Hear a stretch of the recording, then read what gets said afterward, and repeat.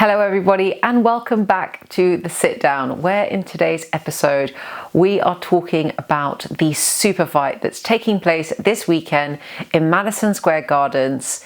None other than Teofimo Lopez versus Shakur Stevenson for the WBO junior welterweight title. Man, January 31st, the last day of January. It's felt like the longest month just waiting for this fight to take place, and it's finally here. We're so close to it now.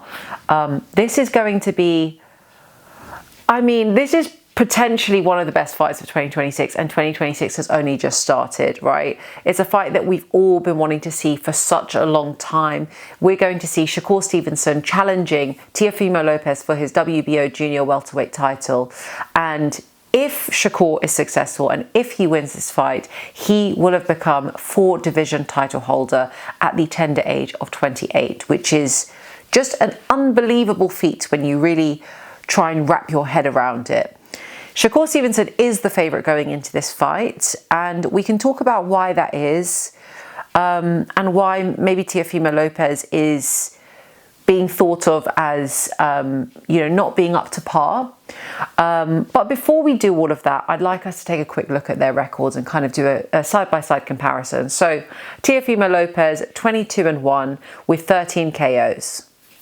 Shakur Stevenson, 24-0 with 11 KOs. So when you're looking at those two records side by side, they're weighted fairly similarly. So that's one for us to note. The other thing to now think about is kind of their activity over the last couple of years. So Teofimo Lopez has been fairly inactive. That's not to say that Shakur Stevenson has been super active. He hasn't. But to make a comparison, Teo's last fight was in May 2025, and prior to that in June 2024. So he's only fought actually twice over 2 years, which is very inactive for a boxer. Shakur, not that much better, but he fought twice last year, once in July, once in February, and prior to that he'd been out of the ring for a year. But at least last year he got a little bit more action. So we need to take that into consideration. And when you think about that, okay, Shakur's got the slightly better record. He's had a little bit more activity. That does play as an advantage for him. What are some of the advantages for Teo? Okay, so Teo is famously good at facing southpaws. We've seen him defeat Vasily Lomachenko, an incredible southpaw. We saw him defeat Josh Taylor. There's an argument to be made about where Josh Taylor was in his career. We did see him get the win over Sandor Martin, who's also a southpaw, although it was by split decision. It was, a lot of people said he was lucky to get that win. And when you look at Sandor Martin, he's a real mover. Shakur Stevenson's a mover as well. So there's just a lot of layers to this, a lot of nuances. But some of the reasons why I guess people believe Shakur's the favourite going into the fight, I also believe that. I think Shakur is the better boxer. He's a pure tactician. He's just so good at timing, his footwork, his defense. These are all amazing attributes that he has. He has this way of controlling the pace of the fight. It's always Shakur's fight. He also, as an amateur, was always a couple of steps, ahead of Teo. So there's lots of these things to think about. Teofimo Lopez, he's a fantastic athlete. He's really explosive. He's great. He's got that really explosive, aggressive front foot style. Now, some people have speculated saying that they think that this could potentially be, a bit of a stinker, in the sense of we're going to see Shakur fighting on the back foot, not really trying to engage with Teo trying to bring the fight to him, it not quite happening. So a bit like a bull and matador situation. However, Josh Taylor, who's obviously Teofimo Lopez's former opponent, believes that Teo is going to play right into the hands of Shakur and get frustrated. Now, why does he say that?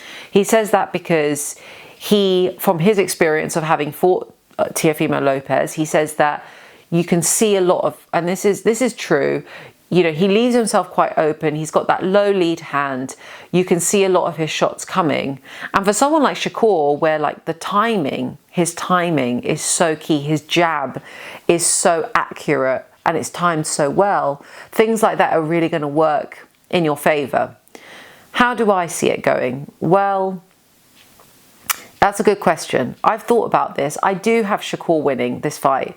I think it's going to be a points victory, and I think he's going to become a four division title holder.